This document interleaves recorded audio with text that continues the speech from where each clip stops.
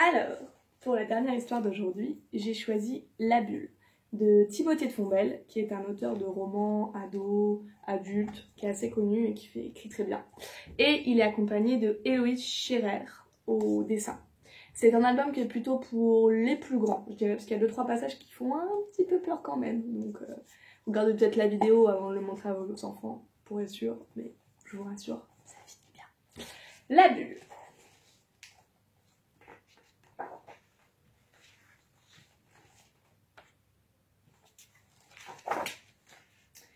Misha ne savait pas quand c'était apparu. Depuis qu'elle était toute petite, ça ne l'avait jamais quittée.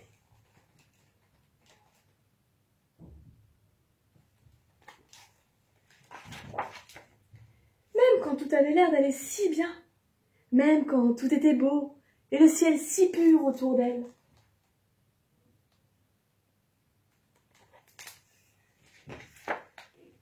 C'était là, et personne ne s'en rendait compte.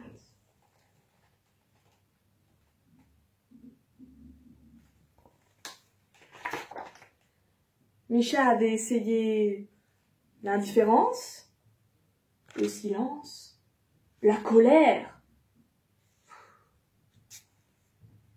On ne saura jamais ce qui se passa enfin cette nuit-là. Les grands moments de la vie viennent toujours par surprise.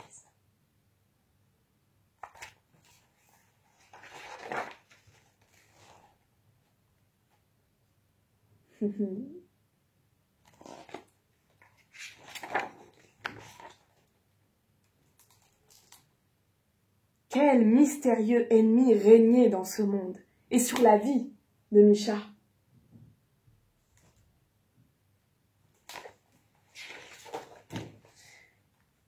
On a le droit de penser qu'on lui donna tout cela parce que son combat était juste et courageux.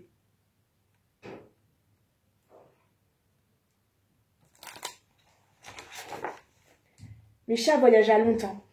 Elle croyait reconnaître les paysages infinis qui l'habitaient depuis toujours.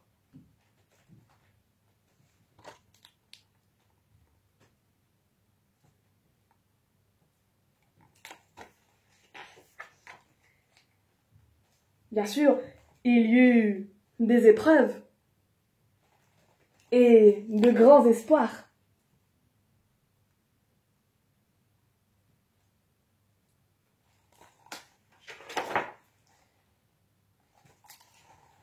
Elle chercha l'ennemi jusqu'aux dernières limites du royaume.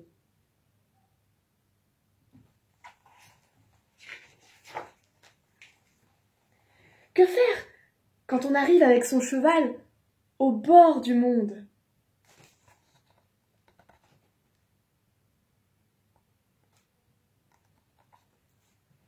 Quelque chose apparut alors dans la nuit. Il faudrait trouver un autre mot que la peur. Même le cheval tremblait derrière elle, et la nuit hurlait dans leur dos.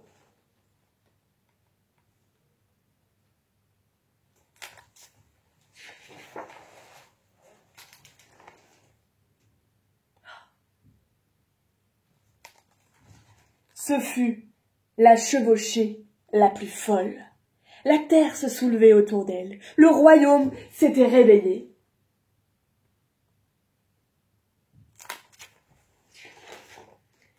Les chemins n'étaient plus des chemins. Les falaises ondulaient et mordaient le ciel.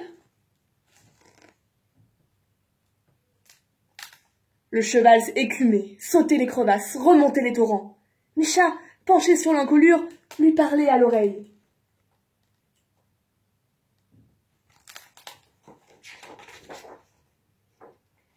Mais les petits chevaux courageux ne sont pas toujours plus rapides que les monstres et les ouragans.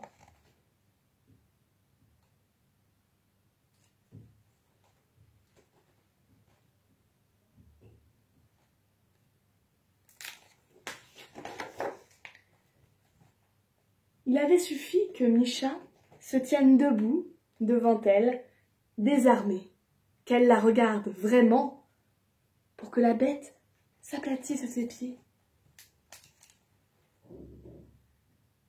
Et quand Misha posa ses mains sur elle.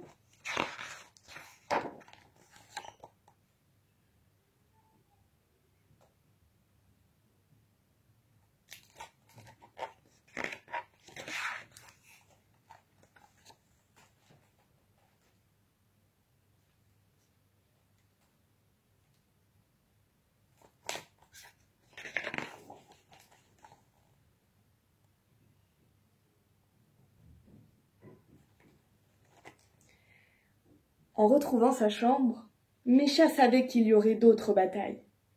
Elle ne pourrait plus se cacher sous cette ombre. La vie et les autres l'attendaient dehors.